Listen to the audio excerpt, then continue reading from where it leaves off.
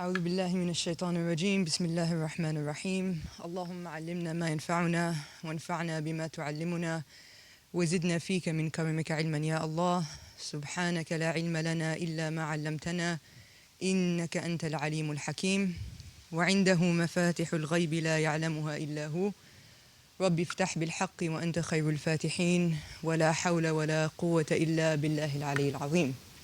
Thank you, Dr. Abdullah, for the introduction. Thank you to Cambridge Muslim College for, I'd say, inviting me, but it's no longer just an invitation this time. So, alhamdulillah, very excited to be joining the faculty, and this is, I guess, my inaugural event here at CMC. And thank you to the continuing education team that put in a lot of work to plan and to execute these events. I used to be in Toronto, in Canada, and Ottawa, just watching on YouTube. I never really had a sense of how much work and preparation goes into these events, but being here on the ground has given me a new appreciation for the time and the effort and the number of people that are involved in all of the planning. So keep them in your prayers, and if you see any of them, give them a word of appreciation as well. And last but not least, thank you to all of you for being here, for attending, for your interest, and inshallah for your active participation and engagement in today's session. So I won't be lecturing, strictly lecturing for the next 2 hours, but I'll be involving you in trying to figure out this very interesting text and genre of Sufi or spiritual grammar. So don't get complacent or passive, because I'll have some questions for you as we go along, inshallah. So what is Sufi or spiritual grammar? It's essentially an attempt to use the technical terms and concepts of grammar in a figurative or a metaphorical manner to teach about spiritual and personal cultivation. And I'll be sharing with you today the first text that's written in Arabic in this genre by Imam al-Qushayri, one of the luminaries of this ummah, who lived in the 11th century in Khorasan. And he entitles his grammar, The Grammar of the Hearts, Nahw al-Qulub. So unlike last week when we had Layla Abu Layla, who actually authored a book herself, share that with us, I'm not the author of this book, I'm not the translator of this book, I'm just sharing with you as a student and an admirer of this book and this genre, which I actually came into contact with, or I encountered when I was studying Arabic grammar many years ago. I was looking for a topic to write my final paper about, and one of my colleagues, senior colleagues, told me about Sufi grammar, and I was like, what do you mean? What is that? So I got very interested in it, and have since been engaging in a small research project, collecting and studying and really thinking about what are they actually trying to teach us, because it's not teaching us grammar, it's teaching us something else. So for today's session, there's no prerequisites. You don't need to know Arabic. If you do know Arabic, you'll have a different appreciation. If you know a little bit of Arabic or more Arabic, you'll get this, understand this at a deeper level. But for everybody, inshallah, there's benefit, and you'll understand conceptually what's happening.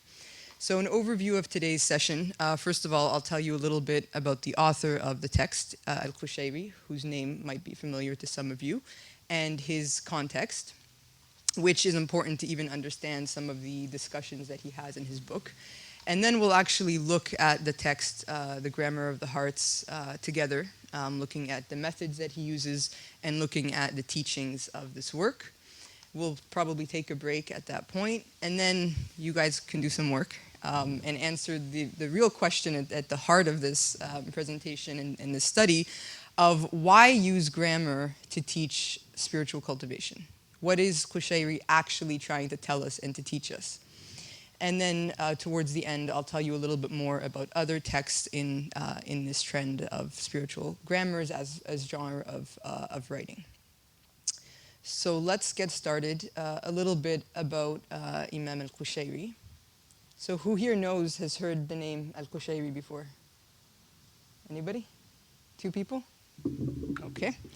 Don't worry, I'm not going to make you recite a biography. I'm just interested. We're not there yet. So Imam al-Qushayri is born in 986 in the end of the 10th century in Nishapur, which was considered the capital of essentially the most productive area of Muslim study, Khorasan. So oftentimes we think about the center of gravity of the Muslim world being the Arab Middle East, right? The Arabian Peninsula, Egypt, Syria perhaps. But within a century, century and a half after the Prophet Muhammad ﷺ passed away, the center of gravity of Muslim life and Muslim thought and Muslim production essentially shifts eastward. First to Iraq, Baghdad, and then further from there eastward into the area known as Khorasan, which today would be Iran, Uzbekistan, Turkmenistan, etc. And this isn't just in Sufism, it's in everything. Arabic, Hadith, you think about Hadith compilers, Bukhari, Tirmidhi, those aren't Arabic names, right? Law, theology, etc. So he's born in a small town just outside Nishapur to an elite family that has origins from the Arabian Peninsula. He comes from Arab ancestry through both his parents, and the very name of his tribe, Qushayri, on his father's side, is an indication of that they were early migrants who came to this region from the Arabian Peninsula during the conquests from the Sasanian Empire of this region, and they were important governors and so on. So he comes from a well-to-do, socially elite family, and he received a very good education in Nishapur. Under the auspices of his uncle, because his father passed away, he was an orphan. And Nishapur, within Khorasan, which I'm mentioning is the center of gravity, within Khorasan, Nishapur is really the capital of even that region. So Nishapur is one of these places that you just wonder about. Nishapur produced people like As-Sulami, who was Qushayri's teacher, we'll hear about in 2 weeks from Dr. Talal, Al-Juwayni, Al-Ghazali, who kind of eclipses everybody before him in a way. But he's a product of that same environment, that same scholarly culture. But the more you learn about the scholars and you read the scholars from Nishapur, you kind of just wonder, like, Allah just picked this place and so much happens there that isn't just important for that time and place, but that essentially sets the foundations and the paradigm of what we consider to be Islam today. So when we think about, Sunnism as a theology, as the schools of law, as a spiritual cultivation, Sufism, that paradigm was essentially cultivated and fostered and refined in Nishapur in this period. And Qushayri is at the center of that. And I'll tell you a little bit more about what he does. But he gets his education in Nishapur, starting with Quranic studies, Arabic, law, and then theology and hadith later on.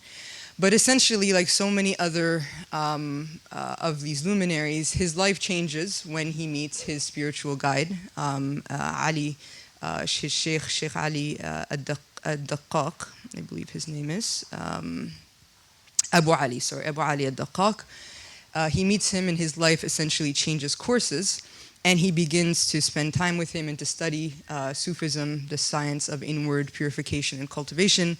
For the next decade, he spends all his time with his sheikh. He marries the sheikh's daughter, and he's buried next to the sheikh and so on and so forth. He takes over the sheikh's school and teaching circles when the sheikh passes away. So his sheikh is mentioned, very often in his writings and the benefits that he received from this living teacher. So he studies law, Sufism, and then he travels widely in search of hadith. He studies hadith in Baghdad, in the Arabian Peninsula. He performs hajj, etc. Returns to Khorasan, and then he's involved in a situation of essentially theological polemic and political unrest. When theology and politics get together, it's always a problem. A long history here. But essentially, he's a member of the Ash'ari Sunni theological school that at this time is still kind of establishing itself in this region. So Imam al-Ash'ari, who's a prominent theologian, he lives in Baghdad, and then his students immigrate to Nishapur, into this region of Khorasan, and Qushayri studies with the students of Imam al-Ash'ari. So as a kind of emerging trend in this region, there's theological debate about the legitimacy of using rational arguments and rational methods to defend the doctrines of theology. And Qushayri becomes embroiled in this controversy, and eventually the Sultan, the Seljuk Sultan, takes a position against the Ash'aris, against Imam al-Qushayri and others, and he orders that the Shia and the Ash'aris are cursed from the mosques all across Khorasan, and this leads to a persecution of the Ash'aris. He's imprisoned for some time, and then eventually he's exiled with other scholars like al-Juwayni and others. They leave for some years, and then they return when there's been a change of political authority, and a new vizier, Nizam al-Mulk, who reestablishes a balance between the Ash'aris and the Shafi'is and the Hanafis and so on. So he's also has this reputation as a public figure, a public intellectual. And then he dies in 1072, and as I mentioned, is buried next to his teacher. So that, in a nutshell, is Imam al-Qushayri's biography.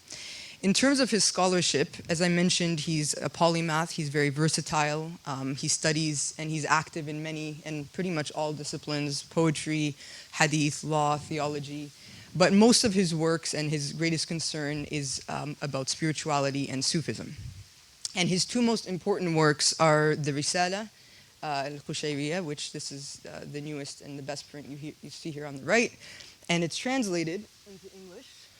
So I have it here from the CMC library, al-Qushayri's epistle on Sufism. And essentially what he does is, in the first half of the book, he documents and records biographies of Sufi masters and Sufi figures up until his day. And then the second half goes through and explains the correct understanding of the terminology of Sufism. So it's both a defense of Sufism as well as a critique of some misunderstandings and misapprehensions of Sufi terms. So for example, he'll talk about the understanding of zuhd, of renunciation of the world. What's the proper balance? What's the extreme in renunciating the world or renouncing the world? And what's the balanced understanding? Tawakkul, trust in God, gratitude, sincerity, oneness of God, companionship, and so on. So he talks about all these terms and establishes what they mean. He's citing other works like his teacher, he's citing his teacher, the living teacher ad-Daqaq, and he's also citing the works of another of his teachers, as I mentioned, as-Sulami, who you'll hear about in 2 weeks, inshallah, from Dr. Talal. So that's one work that is really important and continues. It becomes an introductory handbook in Sufism that some of my teachers still teach to this day. And then his other important work, which you see here on the right, my right, your left, is his tafsir work called Lata'if al-Isharat, or al-Qushayri's tafsir, which is the longest of his compositions, and it's a verse-by-verse interpretation or exegesis of the Quran, where he talks about the outward meanings, the obvious, evident meanings of the Quranic verses, and then the inward or spiritual indications, isharat, as you would call it, of these same verses. So that is just briefly some of his works, and as I mentioned, he has other works, commentary on the names of God, theological treatises, hadith works, poetry, and so on. So now, let's get to the heart of the matter, the grammar of the hearts. So Al-Qushayri actually has two grammars. There's a minor grammar, which in manuscript, it's about 7 pages, it's very short. And then he has a major grammar, or an advanced grammar, that is much longer. So the shorter grammar is very brief, it's 19 sections, so it's called as-Saghir, and the major grammar is called Nahw al-Qulub al-Kabir. The small grammar is not a summary of the big grammar, of the major grammar. It's an independent work. There's a little bit of overlap between them, but there's enough difference for you to know that he wrote them as two different works. So, and then I should mention also, there's several studies of the minor grammar in particular. There's translations into Italian, into French. The French one is translated by Francesco Chiabatti, who's a professor in France, who was also on the CMC podcast this past Hajj, if you're interested in his work. And then the Italian translation as well. And then the major grammar, there is a comparative study of the major grammar with a Latin spiritual grammar written by a Catholic medieval theologian.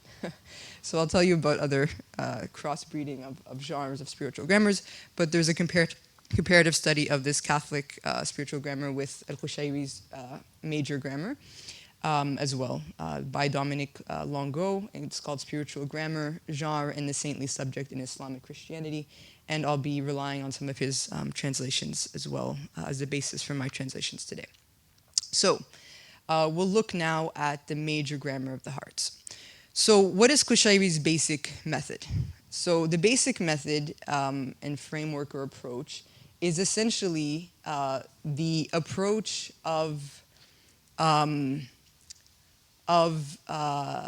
looking from the expression to the indication. Okay? So when somebody says something, they express something explicitly, that's the ibara in Arabic. That's the expression. That's the statement, the verse of the Quran when God speaks, the outward, etc. And within the expression, there's also sometimes an indication or an ishara, right?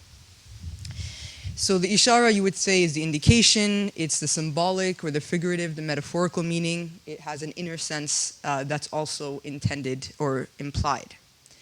So what this, generally speaking, a big part of the science of Sufism is these opposition pairs, right? There's the outward, there's the inward. There's contraction, there's expansion. There's fear, and there's hope. And likewise, there is the expression, and then there's the indication, right?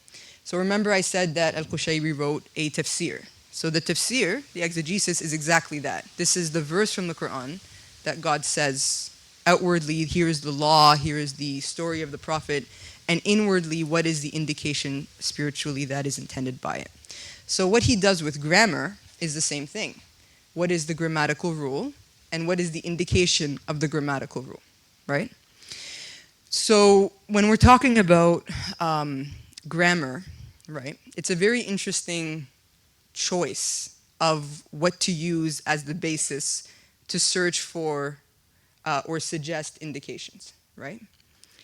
So the idea is that just like language has particular structures and words within sentences might change depending on where they are in a sentence or what else is in the sentence, how they relate to other words in the sentence, likewise, the self, it's a metaphor for the self in its spiritual journey, right? That the self, its states will change depending on its relations with others, its relations with God, its relations with reality, and so on. So that's the basic metaphor, that letters, and actually there's a whole other science of letters, which we can talk about separately, but words are going to change in sentences, and likewise states and hearts and the self is going to change with the change of time and situations and circumstances and so on.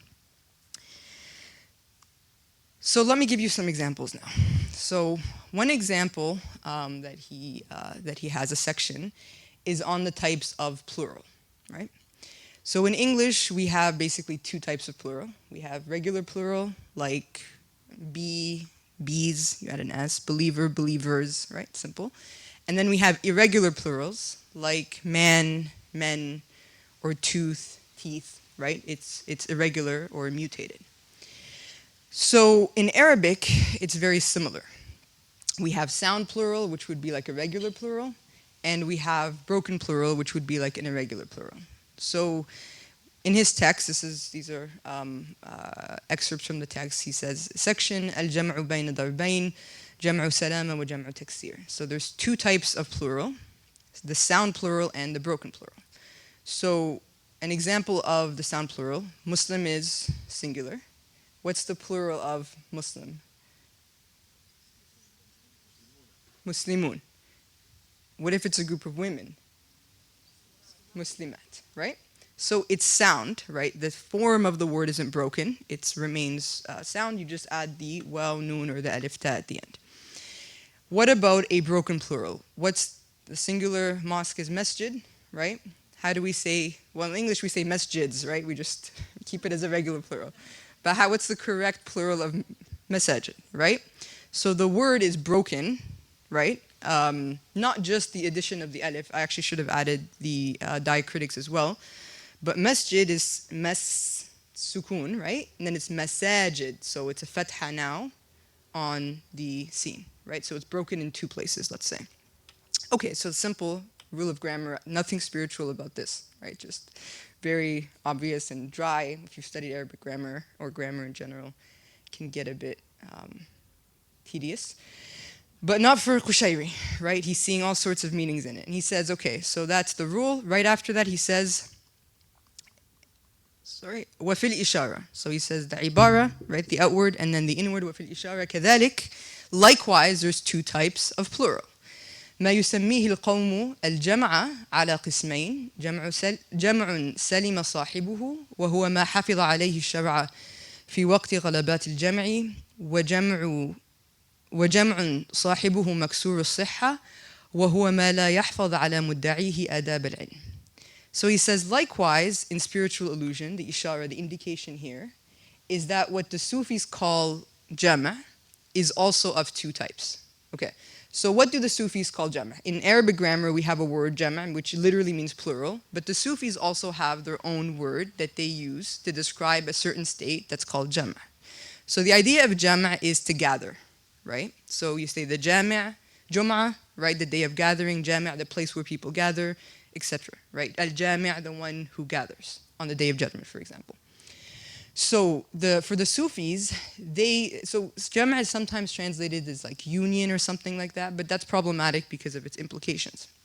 But he says there's two types of Jama'.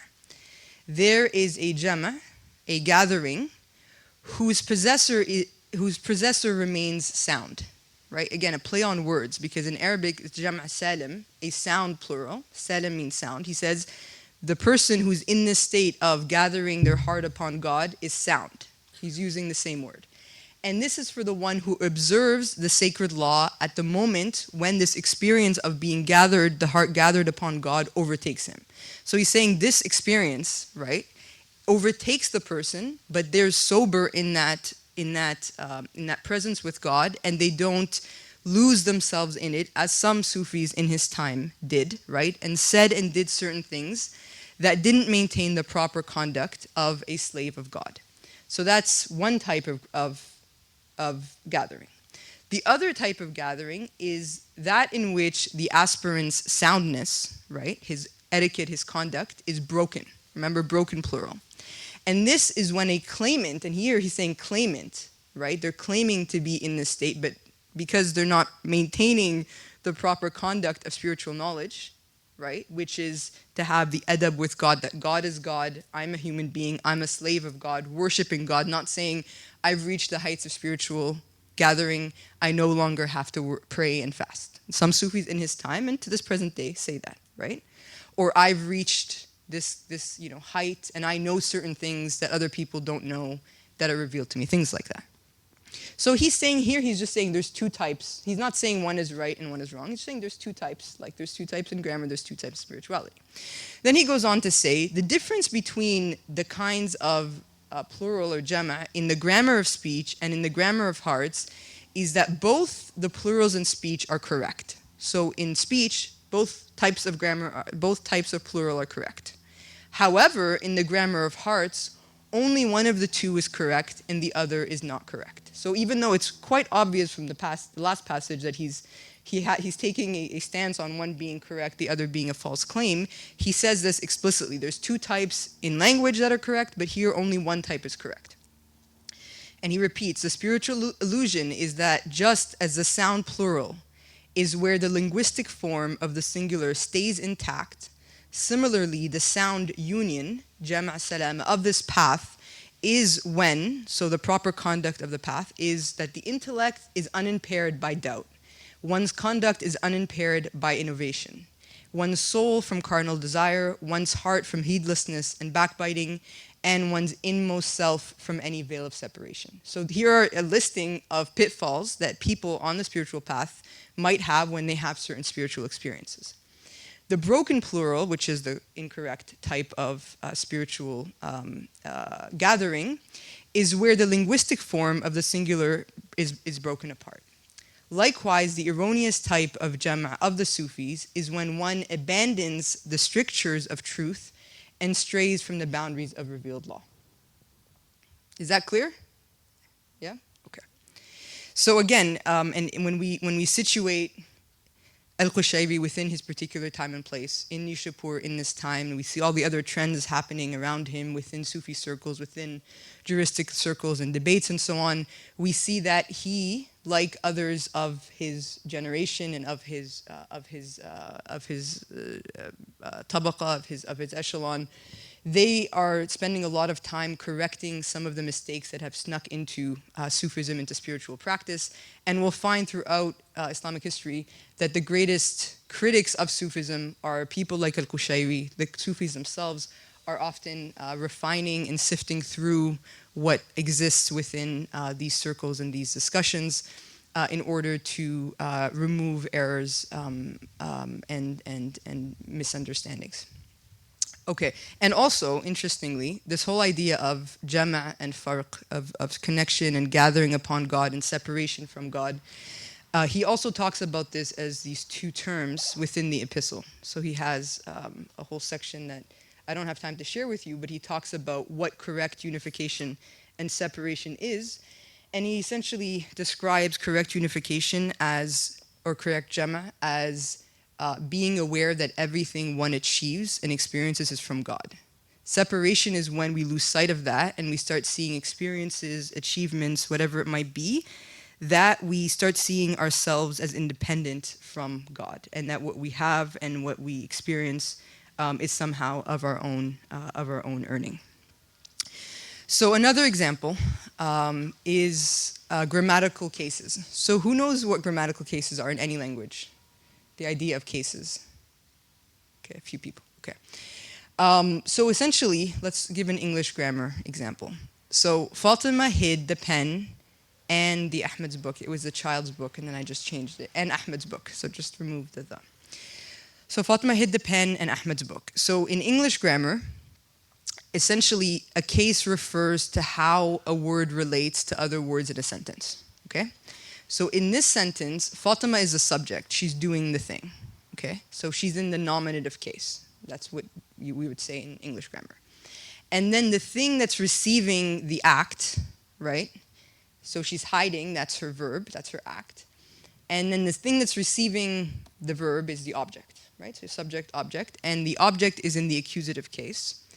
And then there's something else called the genitive case, which is like the possessive, like the boy's shoes, the Ahmed's book, etc.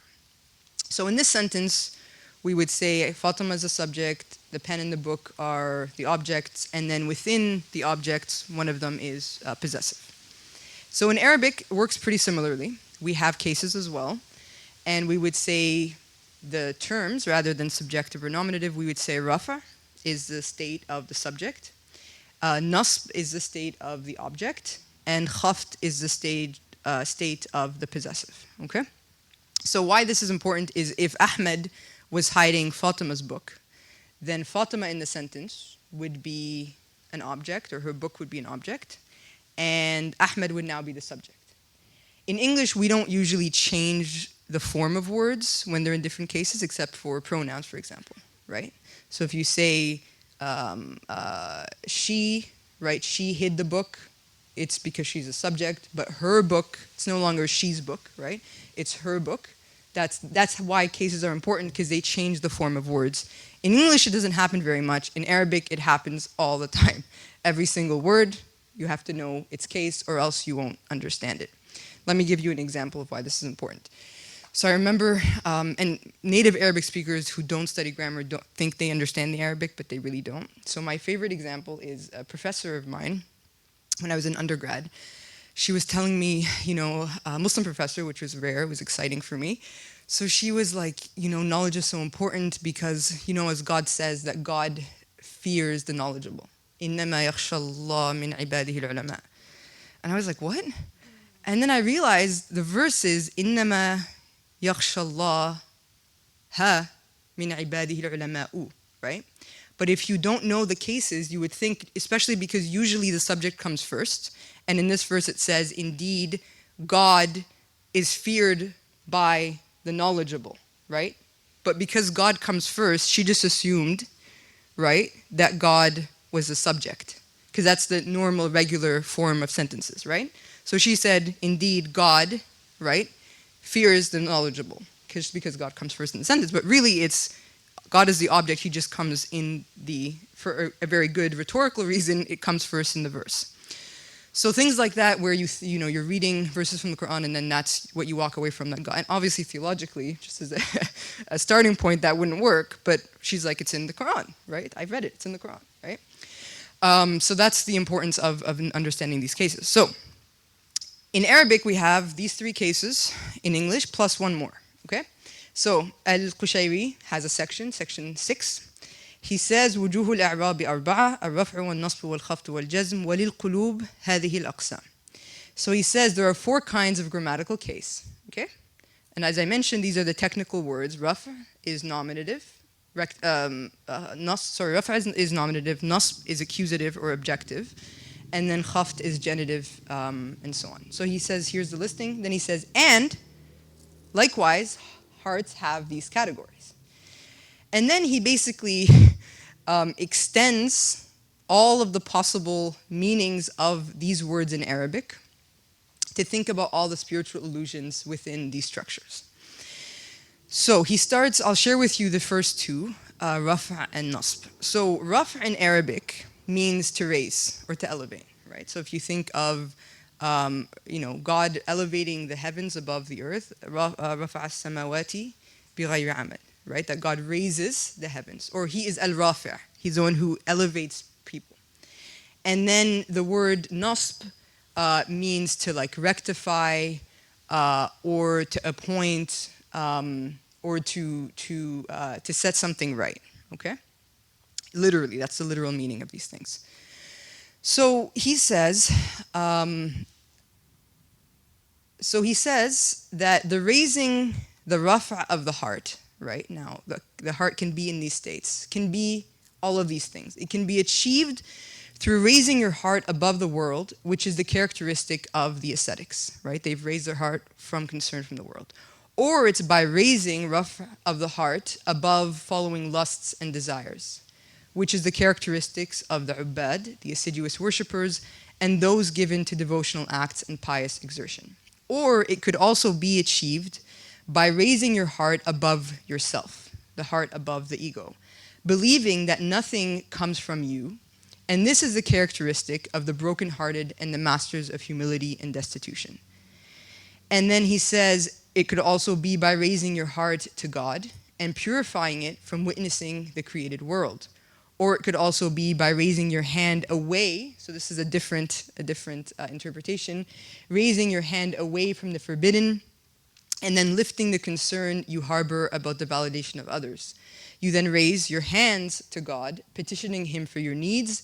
Then finally, upon attaining perfection in love, you do away with all needs until you subsist through God, for God, and you efface all that is other than God.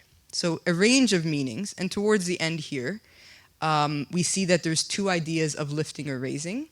Raising away from the world, right, and towards God, right? Raising the hand away from the forbidden, from the validation of people and concern with the world and with people and so on.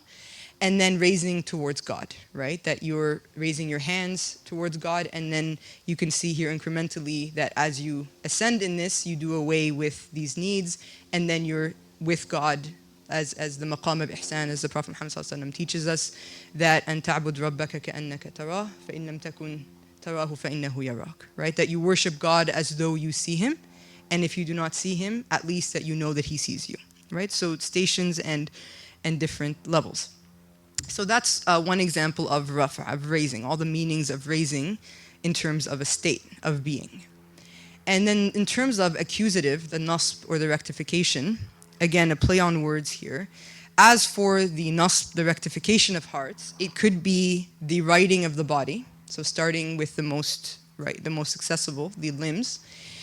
The rectification of the body in order to align it with God's will, and then the righting of the heart in the place of witnessing by the goodly bowing of one's head in silence, and furthermore the righting of the inmost soul through solitude and purification from moments of disunion. So starting outwardly with acts of worship with the body, and then the heart, and then the inmost soul.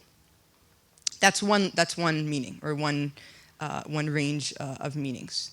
The other, he talks about standing firm essentially in moments of trial, right?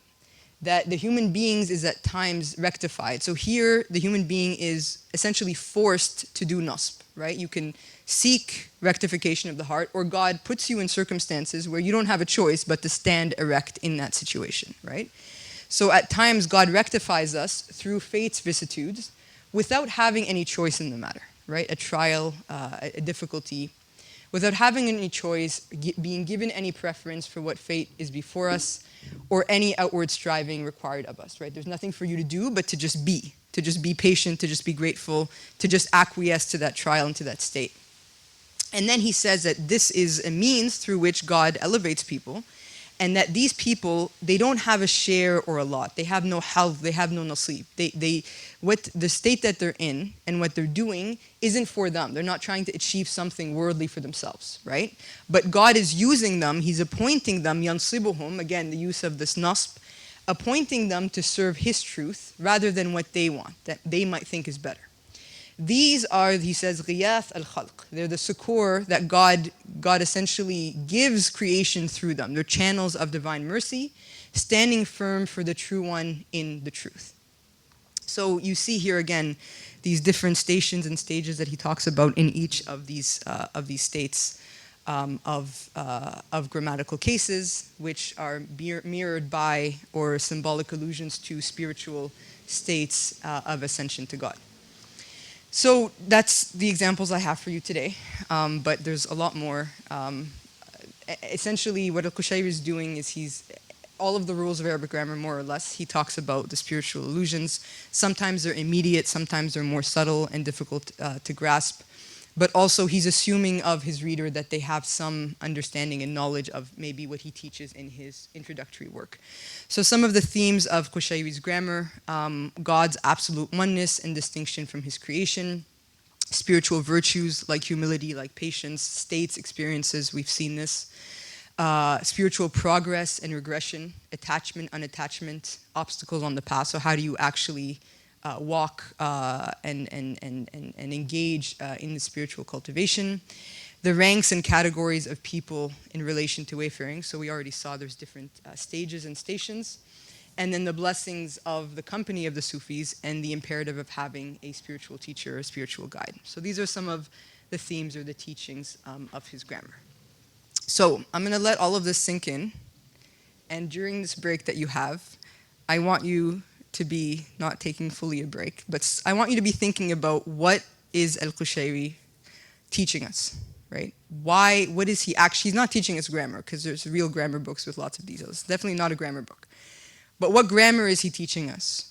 And why choose grammar, right? What does a choice of grammar and not something else like even another Arabic language science like morphology or syntax or something like that? Why grammar as a vehicle for teaching spirituality? What is it about grammar that's special or that lends itself well to this? So what are some of the lessons that we see even just from these two passages that we shared?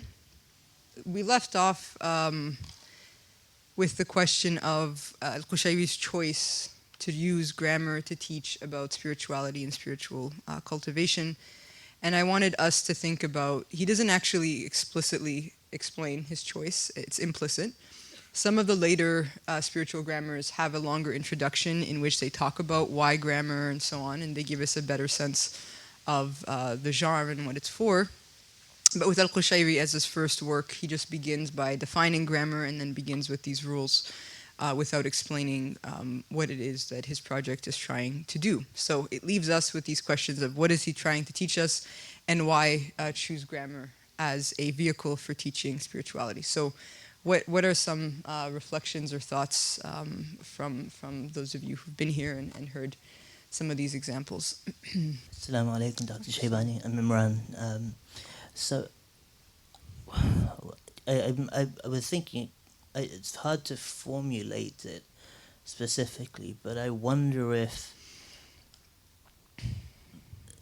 there's a kind of particularity for Al-Qushayri, A'la maqama, in terms of Arabic as being a quote-unquote sacred language, and thus the way it is formulated or the way, Nahw obviously covers syntax as well. How, like, is he using a function of the language primarily? It's a question. Primarily because he believes it is a divinely ordered language that then speaks to what the heart, ultimately desires. And a second thought was, I mean, grammar is. One of my teachers had once said, you'll be offended if I call him one of my teachers, but Sheikh once said to me, if you consider what a harf is, for example, as an independent entity, it can't be, because it requires anything and everything around it in order for it to make sense in the Arabic language. And that's what you aspire to be, sort of a particle that's completely oblivious of anything but that which is grounding in its being. And so to that's just a sort of separate thought, but going back to it, I mean, the function of Arabic in terms of how it works and how words are ordered, for example, must be predicated then on a kind of apprehension of the language as particularly sacred. And I wonder if you have any thoughts as to how other sacred grammars might relate in other languages too. So I haven't answered your question at all. I've just asked a series of my own, but I thought I might as well. I'm going to ask a series of questions in response to your question. Thank you, Imran. Well, that's a good question. Where does language as a construct come from? And specifically, where does the Arabic language come from, right? So this is a question that's been discussed and debated by grammarians and by theologians in our tradition for a very long time. And Imam Suyuti, as a late, he dies in the early 16th century, as a late representative of the scholarly tradition, he summarizes all of these long debates into three possibilities, right? He says it's possible, rationally there's three possible origins of the Arabic language, right?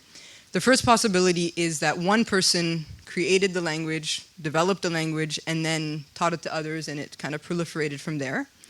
Or a few individuals, a group of people got together and they agreed on how to speak. Like, isn't there like new languages like Star Wars or Star Trek, right? Or Pig Latin? There's these languages, people get together and then they create a language, and I think it's on Duolingo. So you can get together and make your own language. Or that it actually appeared with the appearance of the first human being, Adam, right? And he says that the dominant or the correct opinion is the last of them. And he cites in support of that the verse from the Quran. Which verse? Anyone have a guess? وَعَلَّمَ آدَمَ الْأَسْمَاءَ كُلَّهَا. Right? Not وَعَلَّمَ آدَمُ, right? We have to know what the case is, right? So God, who's implied in the verse, that he taught Adam all of the names, right? And so the question is, what language did God teach Adam the names in? In the Arabic language. And so when Adam descends to earth, he comes with the Arabic language. So it is sacredly sourced. So as Imran suggested, the Arabic language itself as a vehicle for these spiritual illusions is of a divine providence. So God doesn't just speak in Arabic, right, to Adam in the Quran, right, in the Revelation. He doesn't just speak in Arabic, but he speaks to us through Arabic, right? So this is one of the teachings, that Arabic actually has metaphysical meanings and even ontological understandings, right? That it is a medium through which God teaches expressing, right? The ibara, he expresses explicitly, and there is an ishara built in to Arabic in particular, right?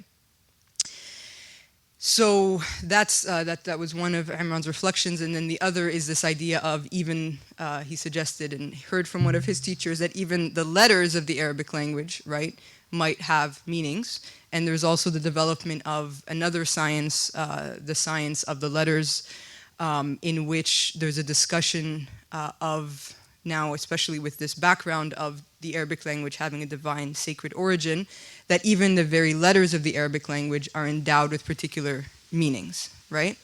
And so when God tells us to read, right, Iqra, to read, and in Arabic to read the Arabic letters, and he tells us also to read or to reflect upon creation, so that there is this connection between the cosmos and the creation that God creates, and the language and the revelation that God teaches and reveals to Adam, teaches us, and the human soul itself, right? So the human being, the soul, is an inward world. The cosmos is an outward world. Revelation is another world, so to speak.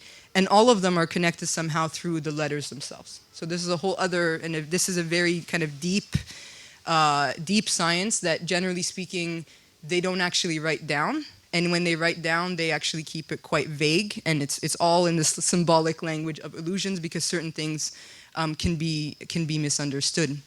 But you'll see traces of that in Muslim art, right? You'll see the alif in particular, the waw, the ya, and other letters that you'll see in Muslim art, right? In Turkey, quite prominently. And that, most people don't know what that's about, but they know there's something sacred about these letters, the Arabic letters, but these letters in particular. So thank you, Imran. So that's one consideration, that the sacred origin, and actually I should mention Imam al-Qushayri's introduction. He begins with Bismillah, Alhamdulillah, and so on, and he mentions وَعَلَّمَ آدَمَ الْأَسْمَاءَ كُلَّهَا, as in the introduction. He doesn't say why the verse is there, right? But he mentions it or integrates it into the introduction to this grammar that we looked at today. Assalamu alaikum, my name is Kamil. I was just going to say, I've started learning Arabic, and the first thing we learned was, Raf, Nasb. So I think just like as a generally kind of science that people would, be able to kind of relate to, if you create these metaphors, it's kind of more widely understood, but it's also limited to students of knowledge in a way. Mm-hmm. Mm-hmm. So the idea that students of the Arabic language would have studied these things, and so they would be his target audience, right? So what do you or what do others think? Does Qushayri have a particular message for that group of students who are presumably, right, in the medieval world, people who study Arabic are usually, and study grammar, let's say, are usually training to be scholars perhaps, or at least imams or reciters of the Quran. Most people weren't literate. So if you're studying Arabic grammar and you know these rules and you can read these spiritual allusions and discussions, because the Arabic is difficult, it's not simple Arabic, right? Then you're either training to be a scholar or you are a scholar, right? So does Qushayri have a particular message for this group? First of all, sorry for my poor English, so I try to make myself clear. So I think spirituality is about taste, dhawq. So let's say we eat the same dish. You can describe it the way you use your own words, mm-hmm. and I would use other words.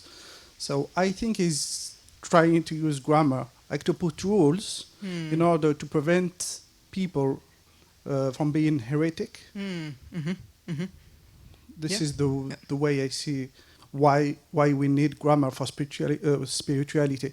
Like when, let's say, word ma'rifah, we can say God is عارف, because ma'rifah there is like جهل كان قبله.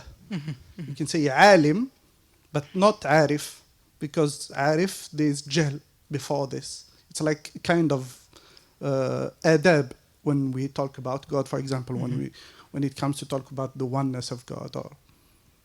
Yeah, absolutely. So this is another important point here, that the language has rules, right? And he says there's correct uses of the plural, for example. Then there's incorrect. You can't just come up with your own plural. You can't say mooses, right? You have to say, well, actually, what's the plural of moose? I actually don't know. I actually don't know. Why did I just say that example? It's moose, right? So it's so it's moose. So you can't just say meese because goose is geese, right? So the language itself has rules, and you can say this is correct, a correct use of the language, and this is an incorrect use of the language. And he's saying, likewise, remember, with two types of jama', spiritual jama', there's the correct understanding of that gathering of the heart upon God, and then there's an incorrect understanding of it.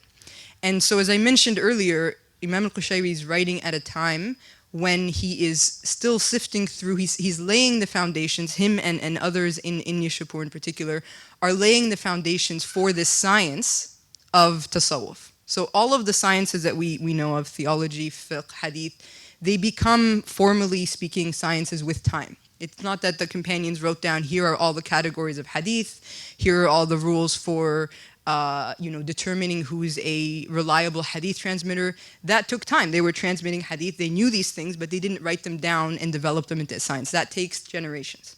So similarly, spirituality, tasawwuf, took time to develop as a science, and he's part of that endeavor of documenting who the teachers of correct spirituality are, the terminologies, how are they properly understood, improperly understood, as the brother mentioned, misunderstandings, theological in terms of practice and conduct. And so he's saying Arabic has a grammar, rules, right? And likewise, spirituality has a grammar and rules.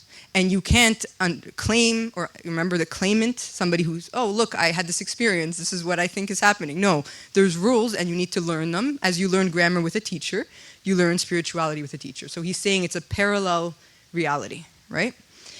And then also, as Brother Kamal mentioned, that this is directed primarily to scholars or emerging scholars in training, right?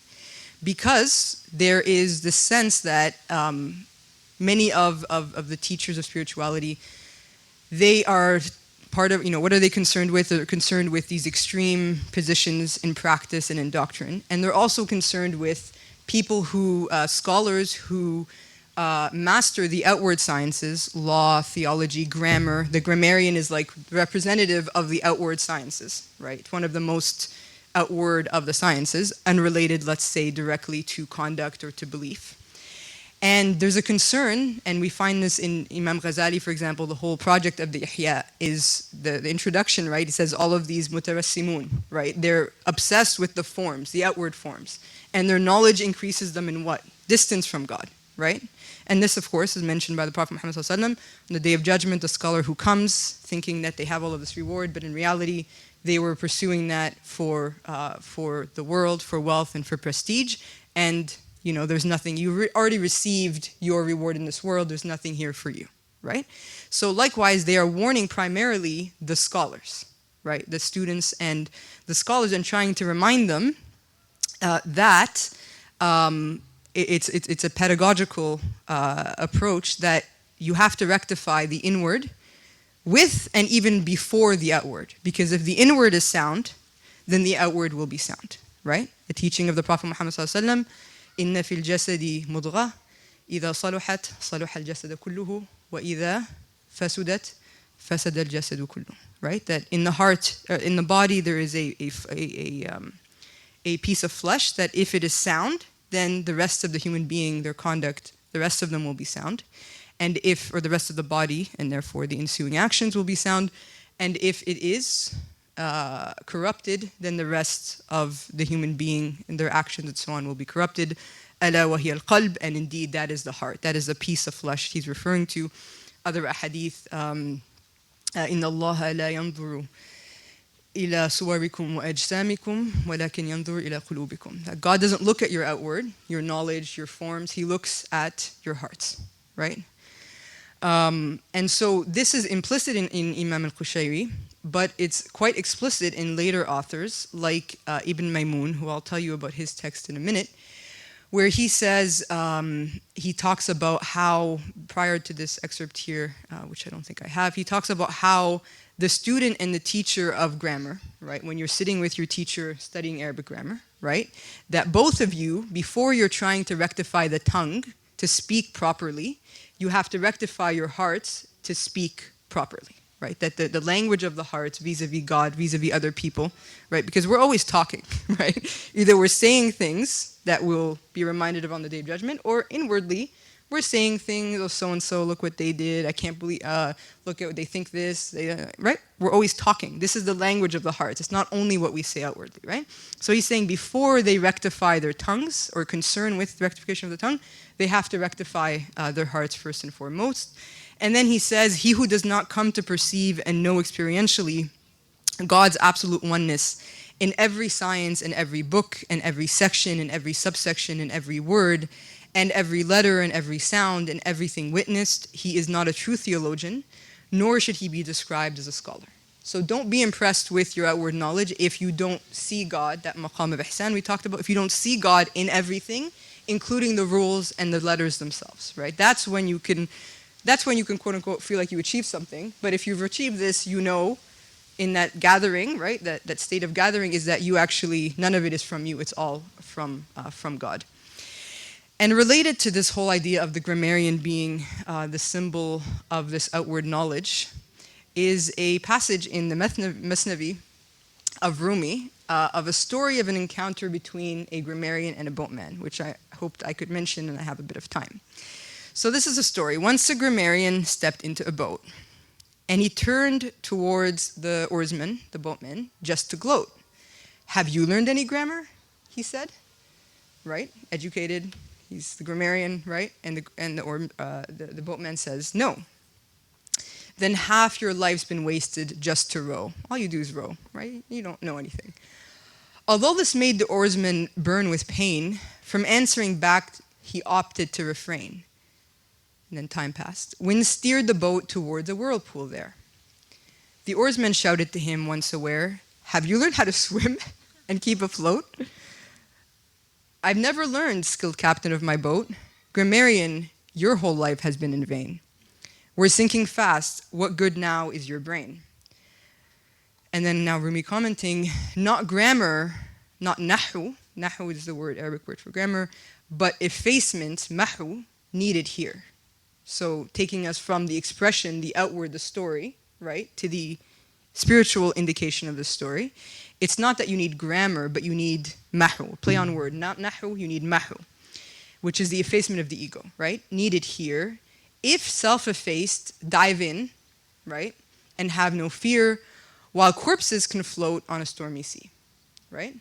So in this metaphor, the grammarian is representing, again, this worldliness, this outwardness of the religious sciences. The boatman is representing a man of practice, of amal, right? He's just rowing. He's acting upon his knowledge, and he's able to swim. And what are they swimming in? They're swimming in this ocean of divine knowledge and divine experience.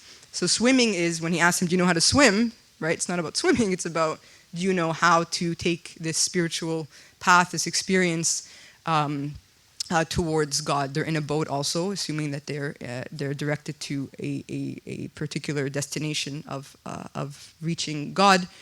And then the whirlpools that are causing them to sink is this whirlpool of illusion, right? That the grammarian thinks that he knows and he understands, and that the boatman does not. And then Rumi continues, "How can the living find security? When you have died to human qualities, you will be born by the sea of mysteries." So again, this effacement of the ego to experience another type of life. And again, as I'm reading all of this, there's just constantly echoes of a hadith and verses from the Quran. This is not something other than it, right? Mutu qabla an tamutu, die. The Prophet Muhammad sallallahu alaihi wasallam tells us, die before you die, right? And it's quite explicit, right? How do you die before you die? It's obviously not physical death. Something else has to die. What has to die? The ego has to die, right? And that's the mahw, the effacement of the ego. He who called others donkey pays the price. He's now left skidding like an ass on ice, even if you're the scholar of the age, right? Scholarship, knowledge by itself is not sufficient. Observe the passing of this world, deep sage. We've stitched in, and then he's saying why he's put this story in his book of poetry. We've stitched in the story of the grammarian that we might teach you the grammar of self-effacement. Nahw al-mahw. In self-loss, you will find the grammar of the grammar, the Nahw of the Nahw, right? The inner kernel of grammar. I think just mentioning the corpse in that bit I thought it was really interesting. I think it would represent, kind of the scholar who, even though they're managing to float, they're dead, so there's no point. So that's why, because it's quite morbid. I liked it. You really like this last part. While corpses can float on a stormy sea, right? So if you can't swim, that you're just a floating corpse outwardly, right? And at that point, there's no life left in that person, right? Okay, so any other comments? Feel free to share. But also we can turn to questions now if people have. Oh, sorry, No, please go ahead, and then I have two more slides, but I'll do that afterwards, inshallah. Please.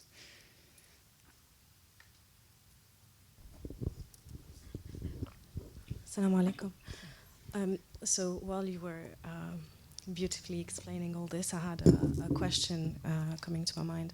So we know that language shapes the way we think, perception, the way our culture and the way we see the world. So we've seen that obviously the Arabic language is a sacred language, but I was thinking as my first language not being Arabic, what about other languages? Mm-hmm. Can we draw any isharas from other languages? Mm-hmm. Can we draw some spirituality from other languages? So if you asked Imam Al-Qushayri that question, what do you think he would say? Or what do others think he would say? Yes? Anything more than that? He would just say yes, period?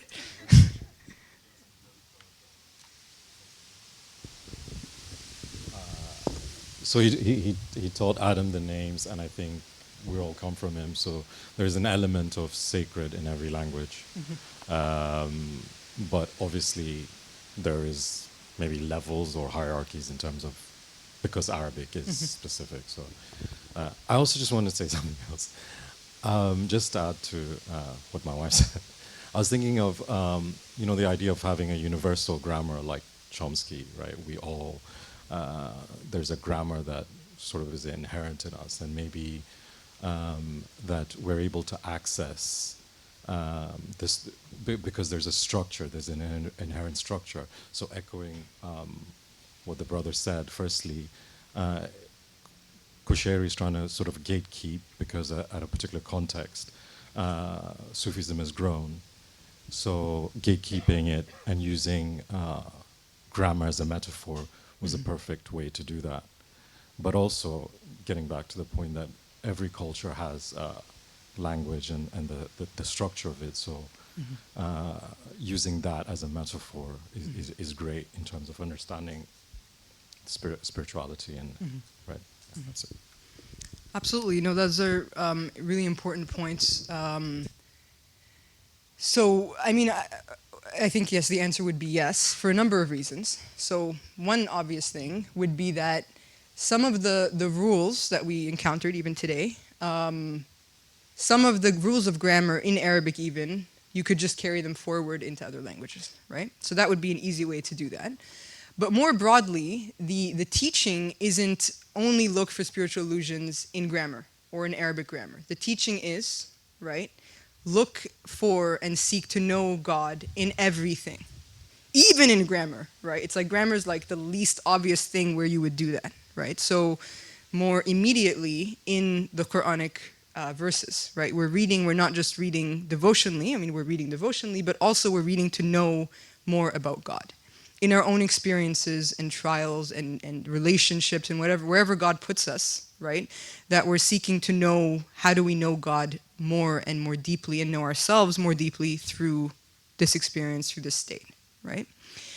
And again, this is a Quranic teaching, right? سَنُرِيهِمْ آيَاتِنَا فِي الْآفَاقِ وَفِي أَنفُسِهِمْ حَتَّى يَتَبَيَّنَ لَهُمْ أَنَّهُ الْحَقُّ, right? That God says we will show them our signs in the horizons, the outward horizons, right? In the world, and everything is a sign of God, right? And in themselves, the inward horizons. And as Dr. Murad mentioned this verse at the CMC graduation, and he said, the inward horizons of the human being are far more expansive than the outward horizons of the cosmos, which seem to us to be infinite, right? So the inward horizons in themselves, that God will show us his signs until it becomes clear to them that it is the truth, right? That God continuously shows us sign after sign after sign, not just in grammar, but in everything, in every leaf, in every experience, in every state, in every interaction. There's something that God is trying يَتَعَرَّفُ إِلَيْنَا. He's trying to make himself known to us through it. And it's for us not to be in the state of heedlessness, of separation, but to be receptive and open to that, right? So you even know, like when you're when you're, you know, receptive to information or knowledge from someone, you actually receive from them, right? When someone's talking and you're like, you have nothing to give me, like you're not in a receptive mode, right? You don't actually get anything from them. But when you're, let's say with a teacher, you meet somebody that you're like, they have a lot, then you actually, even if they're not meaning to teach you anything, all of a sudden you're like, did you see all the things they taught me? They indicated this, and then they suggested this, etc., right? So when we're receptive to the lessons, we get them. But when we're just kind of, what lessons, what are you talking about? We're not receptive to them, we don't receive in that way. But also related to the question, maybe this is a nice segue to the idea of spiritual grammars in other languages. So after Imam al-Qushayri, so he writes this first spiritual grammar, and after him a number of other scholars, some of them quite prominent, also write grammars. These are the only ones I've collected so far. I'm still on the hunt for more, but this is the list that I have by Ibn Israel, which seems to be like a condensation of al-Qushayri's work or reordering of it. Same with the work of al-Maqdisi. And then after that, the other three works, and there's a few others as well that are we know exist, but we don't actually have them, are commentaries on the Ajrumiyya. So if you've studied Arabic grammar, this is the kind of primer, the first text you would study in Arabic grammar. It's essentially what everybody studies in Arabic grammar. So again, what would students be familiar with? The Ajrumiyya. And so they write commentaries on the Ajrumiyya. And that's actually more difficult because when you are committing yourself to commenting on every single rule and sub-rule of Arabic grammar, then you actually have to say something about everything. So you have to get really creative. And Ibn Ajiba's work in particular is extreme. I'm like, you know, seeing like, there's no way he could, like, what is he going to come up with here? And then it's like, oh, okay, I see that, right? So it's also an exercise for one in their own contemplation and imagination, really. And it's interesting that the works share a lot of conventions, but also like with Imam Qushayri's work, he's commenting on problems in spiritual conduct in his own time. These later works are also commenting on particular concerns of practice and of understanding in these later periods, the 16th century and so on. And then, Ibn Ajiba's work, is the last one. We've seen Ibn Maymun, we had a quote from him as well, a commentary on the Ajrumiyya. And then finally, there's this cross-breeding of genres that we know of in other religious traditions, commentaries. I mentioned the moralized grammar of the Catholic theologian, Jean Garçon, I think his name would be, Chancellor of the University of Paris in the 15th century, who writes a theology on Latin. So he's French, he writes a theology on Latin, and then a Sanskrit religious grammar called the Grammar of the Nectar of the Names of Hari, teaching the Sanskrit language and trying to again teach the readers that they shouldn't allow language and grammar to impede them or distract them from this practice of praising their God and so on. So there's no evidence of any kind of direct influence because Al-Qushayri is writing 400 years before these other works. There's no sense that they're drawing on Al-Qushayri, but again, interesting that we have these other grammars. So if anyone wants to author a spiritual grammar of the English language, I think there would be a lot of interest in it. But first you'd have to learn the grammar of the English language. So that's a fun activity all by itself. So I was just thinking about the verse that you cited from Surah Al-Fussilat. بالله من الشيطان الرجيم سنريهم آياتنا في الآفاق وفي أنفسهم. We will show them our signs in the horizons and in themselves حتى يتبين لهم أنه الحق. Now, I mean, in terms of a spiritual grammar, like, could Qushayri read that as أنه الحق until it is made clear to them that he, subhanahu wa ta'ala, is the all real, like one, one sign after the other is shown unto them until it is revealed or made clear to them that he is the all real. Like, what do you do with the particle of huwa, which is attached, the dhamir that's attached to the anna? And I'm curious as to if Al-Qushayri leaves open in his grammar possibilities of multiple interpretations of the Quran al-Kareem, if his grammar is theoretically applied to looking at these verses. I mean, you know, one could be very pedantic and say, all right, where is Allah subhanahu wa ta'ala showing us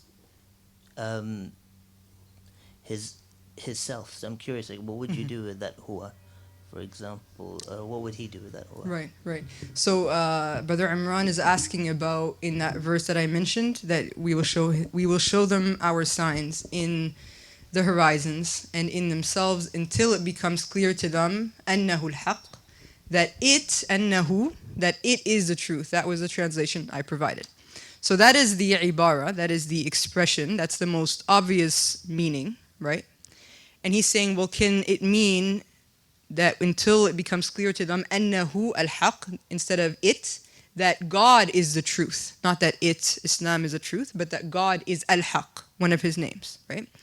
So that's the question. He's saying, do you think Qushayri would admit that meaning, and so on? So there's a really easy way to know, because Qushayri wrote Lata'if al-Isharat, right? This full tafsir line by line, so he definitely dealt with that verse. And I wager, I'm not supposed to wager, but I would assume that that interpretation is there, right? Because essentially, what is the allowable range of possible symbolic meanings in any given phrase or word? Or series of words, sentence, is essentially whatever the grammar allows. Whatever the grammar of all of the qira'at allow, first of all, right? So if there's multiple recensions of that word, right, there's different recitations, all of them gathered, all of the grammatical allowances of all of the recensions would be what you would say are possible interpretations. And some of them you'd also think about what could be implicit grammatically in a sentence. So sometimes it's explicit, sometimes implicit. So in that particular instance, I would say even, maybe not even only in Sufi tafsirs, but in tafsirs generally, that would be potentially a meaning, given the context, given that meaning being elsewhere. Essentially, if you have a pronoun in Arabic grammar, the default rule is that the pronoun refers back to the closest noun, right? And in this verse, it would be ayat. But it's also ayatihi, his signs, right? So it's, you know, and also implicitly that could be a meaning, and it's a correct meaning. So you would say any interpretation, spiritual understanding that the grammar allows for and theologically is sound. Let's say those would be the two caveats that you would have. So my question doesn't really relate to today's lecture, but it's just to pick up on the point that you made up earlier on around the fact that the Arabic language is a sacred language. Are we then not excluding people who don't speak Arabic? How does that cohere with the idea of universality of Islam? Because I feel like this could be a dangerous rhetoric in a sense that some people could feel a sense of superiority just because they speak native Arabic, and that does not cohere with the whole idea of Islam, with the fairness and the universality, because we have absolutely no merit over speaking one language. To me, it's just a language, and Islam is more, as you said, about the purity of the heart and how we achieve this level. And Arabic is a language to express that, and it could be expressed in any other language. And then we have to put everything in a given context, and it came to the Prophet in the Arabian Peninsula. In this age, the Prophet spoke Arabic, so maybe it's just a language so that the people can understand that. So are we then excluding those who don't speak it, and why would we do that? What are we excluding them from? We're saying that those who speak Arabic, that is a sacred language, and that we are maybe, some people could think that they are better, Muslims could, because they speak Arabic. Like the boatman? Like the grammarian, I mean? It does not relate to today's lecture. It's just this idea of excluding people for the mere fact of them not speaking Arabic. Absolutely. No, it's a good point, and I think you're probably speaking to a broader culture in our community of, and I'm speaking as an Arab, of the sort of Arab superiority that because we speak Arabic, because, Mecca and Medina are in the Arabian Peninsula, the Quran is in Arabic, that somehow we are above other nations and other people. And that also historically and culturally is a problem that we have, right? And human beings, we tend, with whatever we have, we tend to try to make the self-aggrandizement that we try to see ourselves above others, whatever it might be. If it's language, if it's culture, if it's wealth, if it's beauty, whatever it might be, we try to find a reason to see ourselves above others, right? But on the other hand, though, there is a divine selection, right, of the Arabic language to send the Quran in. It's not a contingent circumstance that, it's not an accident, let's say, that God chose Arabic, right? Quran and Arabian, right? That God chose Arabic, He chose the Prophet, He chose that particular people, and there is fadl in that, right? But that's actually, so the principle in the religion is لِكُلِّ تَفْضِيلٍ تَكْلِيفٍ لِكُلِّ, no, that doesn't rhyme. What is it? لِكُلِّ, what is it? لِكُلِّ تَكْلِيفٍ, who knows what I'm talking about here? Tafdeel and taklif. No, there's another word. But the point, the meaning, right? That anytime God gives you something, that you have extra responsibility. So if you have knowledge, right? You have lineage from the Prophet Muhammad sallallahu alaihi wasallam. That is, it's something that you have as special merit, right? But it actually comes with more responsibility that God will hold you more accountable because of that. You have your alim, you have knowledge, you have knowledge of the Arabic language, that also is more responsibility, right? So لِكُلِّ تَكْلِيفٍ لِكُلِّ تَشْرِيفٍ تَكْلِيف, there it is, right? For every ennoblement God gives you, there is more burden, more responsibility and accountability for that, as a general rule. But I'd add to that also that Al-Qushayri is actually a native Persian speaker. He's not Arab himself. I mean, he has Arab ancestry from maybe 6-7 generations earlier, but he himself is someone who studied Arabic grammar, right? Like the way I'm an Arab speaker, but I also had to study Arabic grammar, right? And he recognizes, first of all, that those who study Arabic grammar, as we mentioned, as students and becoming, inshallah, scholars, that they have a greater need for this knowledge and for these lessons of spirituality than people who don't have that knowledge, because they have that greater responsibility and that greater accountability. And so he is speaking to them, but the broader teaching, again, is that in whatever God places us, in whatever experiences we have, in whatever fields we're in, fields of knowledge, right, to be thinking about what is God teaching us through that, right? As just an example of that, I had a teacher who studied physics and like astrophysics and things like that. And he would give examples of spirituality based on the rules of physics, okay? And I still remember this because I was studying physics like in high school, and I was like, wow, this is so cool. So here's an example. He would say the law of entropy, right? That if there is a thing, like an environment, okay, a what? A container, okay, and you don't introduce anything into it, that disorder will increase, right?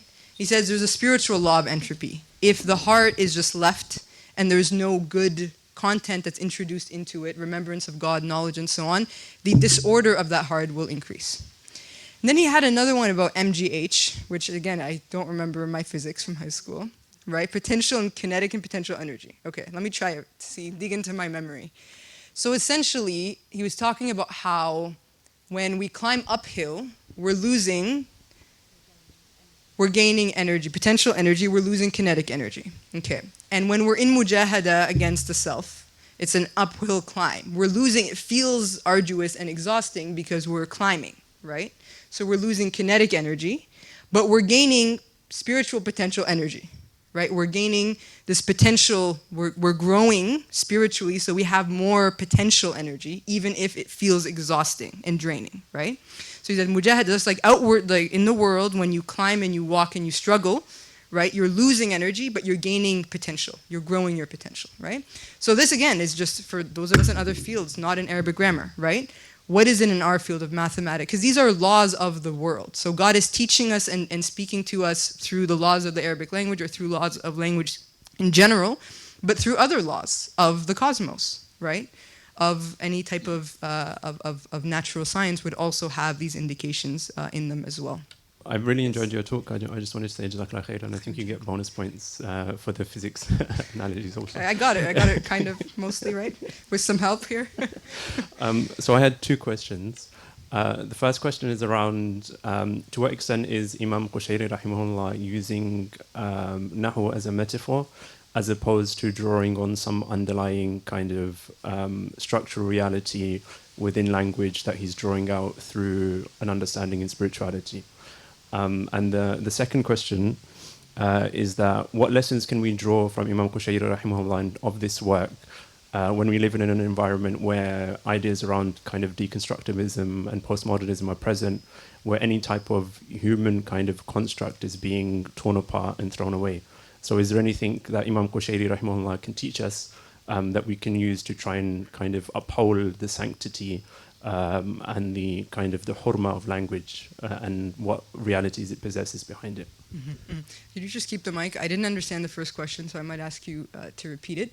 But on the second question, I think it's a teaching of grounding knowledge, right? That whatever it is we're doing, whether it's learning to speak properly, that we learn to speak properly, right? That we learn the grammar, the logic of speech. If it's going to be our acts of worship, right? He was also a faqih, so he teaches that you learn the proper rules of outward conduct of behavior through fiqh.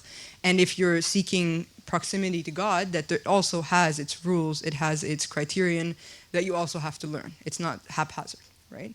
And that would be, a teaching that to him would be just really obvious. Like, there's what other possibility is there? But to us, as you mentioned, sometimes it's not quite as obvious. It's sometimes there's just a lot of options. Let's say in the saha, in the world available to us, and we want to ground ourselves and to learn from people like Imam al-Qushayri, not just again explicitly what they're teaching, but implicitly, as you noted, what they're teaching.